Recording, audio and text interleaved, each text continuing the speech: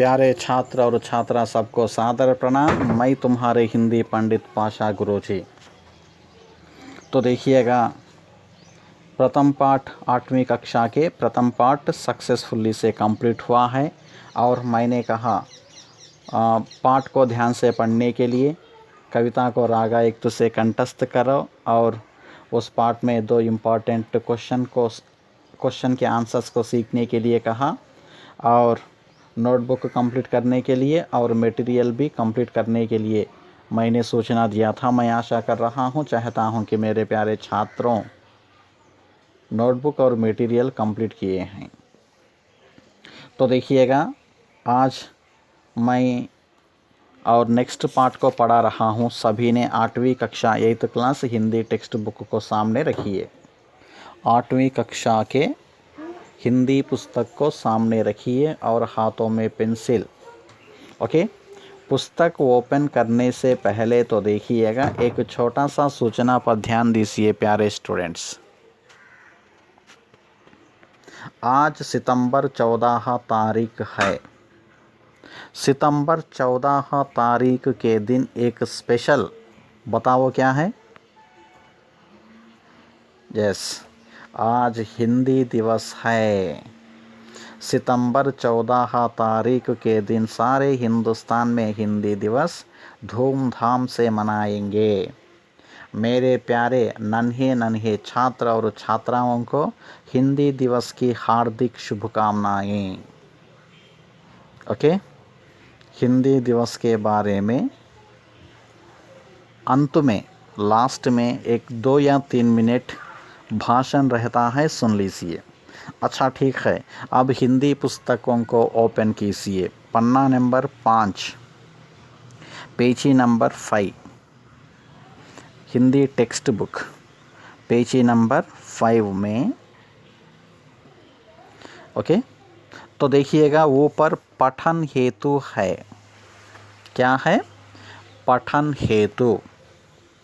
पठन हेतु का मानी मातृभाषा तेलुगु में कहेंगे कि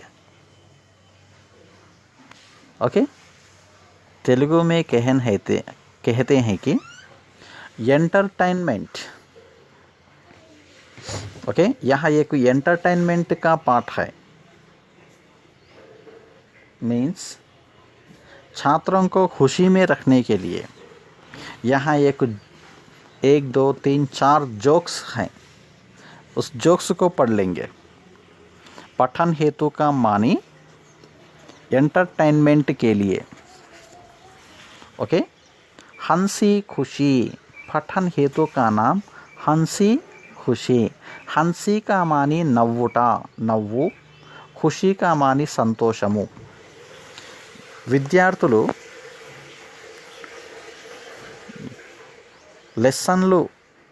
లెసన్ విని చదివిన తర్వాత విద్యార్థులంతా కూడా ఆనందంగా సంతోషంగా ఉండుట కొరకు ఇక్కడ ఈ పఠన్ హేతులో ఒక జోక్స్తో కూడుకున్న పాఠాన్ని ఇవ్వడము జరిగింది. చూద్దాం. ఓకే, ఇక్కడ 4 జోక్స్ ఉన్నాయి. ఆ 4 జోక్స్ ఏంటో చూద్దాం.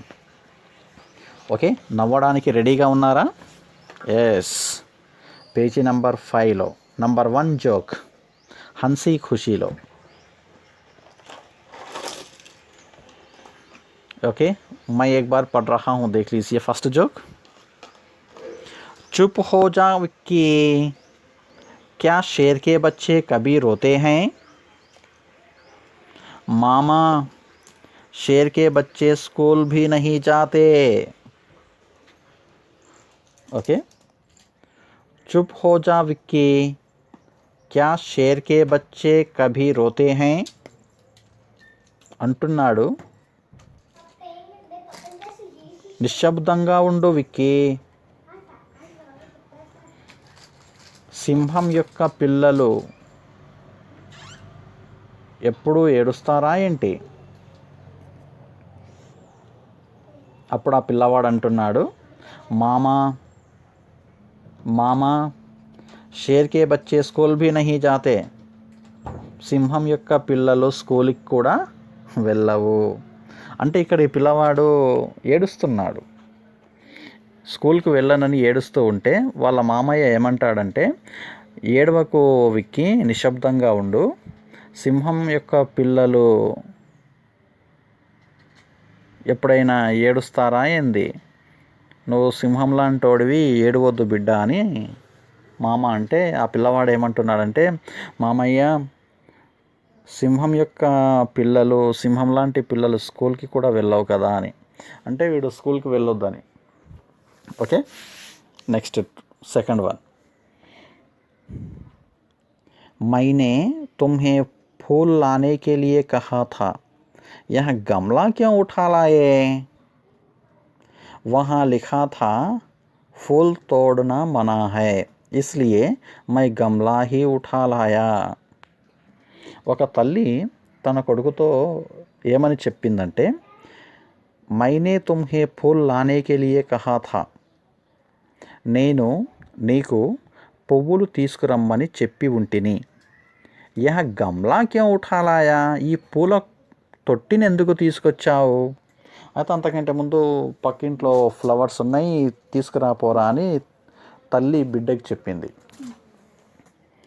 ఆ పిల్లవాడు ఏం చేశాడంటే, పూల కుండినే ఎత్తుకొని తీసుకొచ్చాడు, పువ్వులను కాకుండా. అప్పుడు వాళ్ళమ్మ, నేను నిన్ను పువ్వులను తీసుకురమ్మన్నాను కానీ ఆ పూల కుండిని ఎందుకు ఎత్తుకొచ్చావని ప్రశ్నిస్తుంది. అప్పుడు ఆ పిల్లవాడు ఏమంటున్నాడంటే, వహా లిఖా థా, అక్కడ వ్రాసి ఉంది ఏమని అంటే, ఫూల్ తోడునా మనా హై, పువ్వులు తెంపరాదు అని. ఇస్లియే మై గమ్లా హీ ఉఠాలాయ, అందుకే నేను పూల కొండిని ఎత్తుకొచ్చేసానమ్మా అని చెప్పాడు. నవ్వుతున్నారా? ఎస్. Next joke. बताओ नरेश, आमलेट किसे कहते हैं? जो आमलेट देरी से पकता है उसे आमलेट कहते हैं. వావ్, టీచర్ అడుగుతున్నాడు పిల్లవాడిని, చెప్పు నరేష్, ఆమ్లెట్ కిసే కహతే హై, ఆమ్లెట్ అని దేనిని అంటారు? పిల్లవాడు ఏమంటున్నాడంటే, జో ఆమ్లెట్ బ్రాకెట్లో దేరీ సే పక్తా హై ఉసే ఆమ్లెట్ కహతే హై. ఆమ్ అంటే మామిడి పండు, లేట్ అంటే లేట్, దేరీ అంటే లేట్.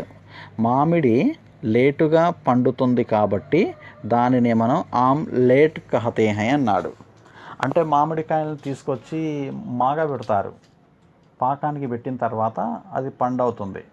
ఇక్కడ ఆమ్ అంటే మామిడి అనుకున్నాడు, లేట్ అంటే ఆలస్యంగా. మామిడి లేటుగా ఆలస్యంగా పండుతుంది కాబట్టి దానిని ఆమ్లెట్ అని అంటారు అన్నాడు పిల్లవాడు. అంటే రియల్ ఆమ్లెట్ ఏంది, గుడ్డు ద్వారా తయారవుతుంది. అది కాకుండా వీడు మ్యాంగోతో చెప్తున్నాడు. Last joke.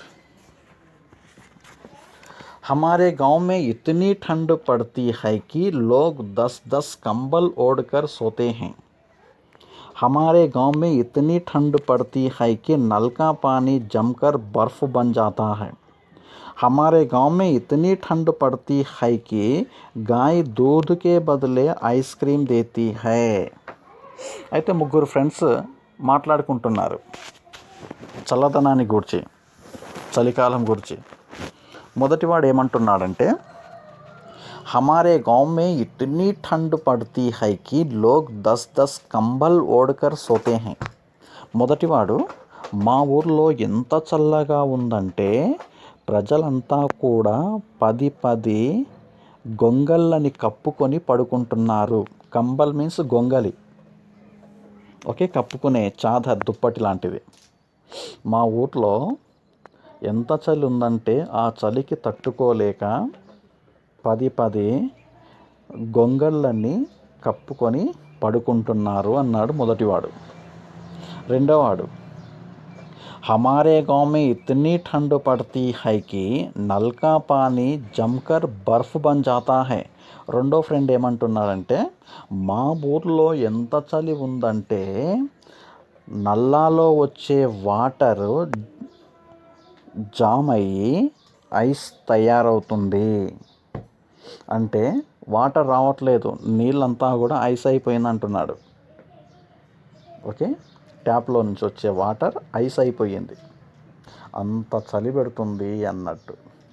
థర్డ్ వాడు ఏమంటున్నాడు చూద్దాం. हमारे गांव में इतनी ठंड पड़ती है कि दूध के बदले आइसक्रीम, గాయ दूध के बदले ఐస్ క్రీమ్ देती है. మూడో ఫ్రెండ్ ఏమన్నాడంటే, మా ఊర్లో ఎంత చలి పెడుతుందంటే ఆవు పాలకి బదులుగా ఐస్ క్రీమ్ ఇస్తుంది. చూడండి జోక్. అందరూ ముగ్గురు ఒక్కొక్కరు వారి వారి గ్రామంలో చలి ఏ విధంగా ఉందో చెప్పారు. మొదటివాడేమో మా ఊర్లో చలిని తట్టుకోలేక 10 దుప్పట్లు కప్పుకొని పడుకుంటున్నామని. రెండో అతనేమో నల్లాలో వచ్చే వాటరు ఐస్ క్రీమ్ అయ్యింది అని, అంటే అంత చలి పెడుతుంది. అంటే బర్ఫ్ అంటే ఐస్ క్రీమ్ కాదు ఇక్కడ, అంత చలి పెడుతుంది. వాటర్ నల్లాలో నుంచి వస్తుంది, చలికి తట్టుకోలేక నల్లాలో వచ్చే నీరు ఐస్ అయ్యింది, బర్ఫ్ అంటే ఐస్ అయ్యింది అని. ఇక మూడో అతను ఏమంటున్నాడంటే, ఎంత చలి పెడుతుందంటే మా ఊర్లో ఆవు పాలకి బదులుగా ఐస్ క్రీమ్ ఇస్తుంది. ఓకే, ఆవు పాలు ఇస్తుంది ఎక్కడైనా, కానీ ఆ ఊర్లో మాత్రం చలికి తట్టుకోలేక ఐస్ క్రీమే ఇస్తుంది అని చెప్పాడు మూడోవాడు. ఓకే, ఏ హై హన్సీ ఖుషీ, जस्ट एंटरटेनमेंट के लिए. ओके प्यारे छात्र, एंटरटेनमेंट के लिए, जोक्स के लिए दिया है वहाँ, देख लीजिए. ओके, जस्ट हंसी खुशी है. प्यारे छात्र और छात्रा, इस हंसी खुशी को एक बार तुम्हें पढ़ के समझो और हंसो, खुशी मना लो. ओके, और नेक्स्ट पार्ट है यहाँ सेकंड पार्ट, उसको मैं कल बताऊँगा. ओके, सेकंड लेसन राजा बदल गया एक कहानी पाठ है, उस कहानी पाठ को कल बताना चाहता हूँ. ओके, तो देखिएगा उससे पहले आज हिंदी दिवस है, तो देखिएगा सारे हिंदुस्तान में आज हिंदी दिवस मनाई जा रही है. हम भी पाठशाला में हर साल हिंदी दिवस को मनाते थे, लेकिन इस वर्ष कोरोना होने के वजह से ऑनलाइन क्लासेस चल रहे हैं, हिंदी दिवस नहीं मनाई जा रही है. यह एक बुरा परिणाम है. तो मेरे प्यारे छात्र और छात्रा, तुम्हें घरों में ही हिंदी दिवस को मनाएं. तुम्हारे माता पिता को हिंदी दिवस की शुभकामनाएं दें और तुम्हारे भाई और बहनों से, साथियों और सहेलियों से हिंदी दिवस की शुभकामनाएं दें. तो देखिएगा हिंदी दिवस कब से मनाई जा रही है. देखिए, भारतीय स्वतंत्रता संग्राम में देश को एकता के सूत्र में बांधने के लिए एक भाषा की आवश्यकता हुई. यह काम हिंदी से ही साध्य हो सका.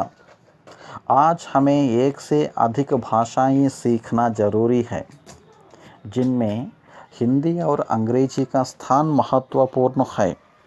हिंदी से हम सारे भारत की पहचान अच्छी तरह से कर सकते हैं. भारत के अलग अलग प्रांतों में अलग अलग भाषाएं बोली जाती हैं. हमें भारत के सभी प्रांतों से जुड़ने के लिए एक भाषा की आवश्यकता होती है, जिसे सारे भारत के वासी जानते हैं. वैसी भाषा ही हिंदी है, जो सारे भारतीयों को एकता के सूत्र में बांधती है. हिंदी अपने शाब्दिक अर्थ से भी भारतीय कहलाती है. इसलिए देश के वर्तमान और भविष्य को ध्यान में रखकर भारतीय संविधान ने अनुच्छेद 343(1) के तहत हिंदी को 14 सितंबर 1949 को राजभाषा के रूप में गौरवान्वित किया है. तब से हम हर वर्ष 14 सितंबर को हिंदी दिवस मनाते हैं. तो देखिएगा प्यारे स्टूडेंट्स, हिंदी नामक भाषा को सीखने से अनेक लाभ हैं, नष्ट नहीं. हिंदी भाषा को सीखने से लाभ है लेकिन नष्ट नहीं. तो देखिए, हिंदी की लिपि देवनागरी है. जो लिखा जाता है वही पढ़ा जाता है। तो देखिएगा, हिंदी के एक महान कवि ने कहे हैं कि हिंदी तोड़ने वाली भाषा नहीं, जोड़ने वाली भाषा है। तो देखिएगा, हमारे देश में अनेक प्रादेशिक भाषाएं हैं, जैसे हिंदी, बंगाली, उड़िया, मराठी, तेलुगु, तमिल, कन्नड़ आदि। इनमें अकेली हिंदी राष्ट्रभाषा बनने योग्य है। उसे देश के अधिकांश लोग बोलते और समझते हैं। उसमें प्राचीन साहित्य है। तुलसीदास, सूरदास, जयशंकर प्रसाद जैसे श्रेष्ठ कवियों की रचनाएं मिलती हैं। उसमें हमारे देश की सभ्यता और संस्कृति झलकती है। यह संस्कृत गर्भित भाषा है। इसी कारण हमारे संविधान में हिंदी राष्ट्रभाषा बनाई गई है। सरकारी काम काज हिंदी में हो रहे हैं। हिंदी भाषा की लिपि देवनागरी लिपि है। इस लिपि की यह सुलभ विशेषता है कि इसमें जो लिखा जाता है वही पढ़ा जाता है। भारतीय अखंडता और एकता के लिए हिंदी का प्रचार और प्रसार अत्यंत अनिवार्य है। हर एक भारतीय को हिंदी सीखने की अत्यंत आवश्यकता है। इसके द्वारा ही सभी प्रांतों में एकता बढ़ सकती है और आपस में मित्रता भी बढ़ सकती है। प्यारे स्टूडेंट्स, सब हिंदी भाषा को सीखें,